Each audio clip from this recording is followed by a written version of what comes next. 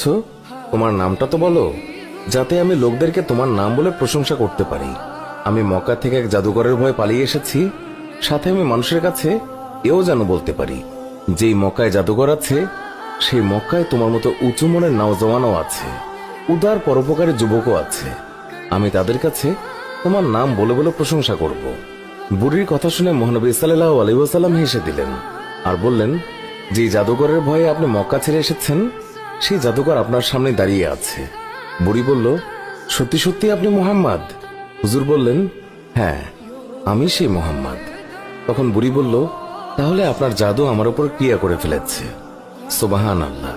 আপনি আর দেরি করবেন না, আমাকে পাক কালেমা পড়িয়ে দিন, লা ইলাহা ইল্লাল্লাহু মুহাম্মাদুর রাসূলুল্লাহ।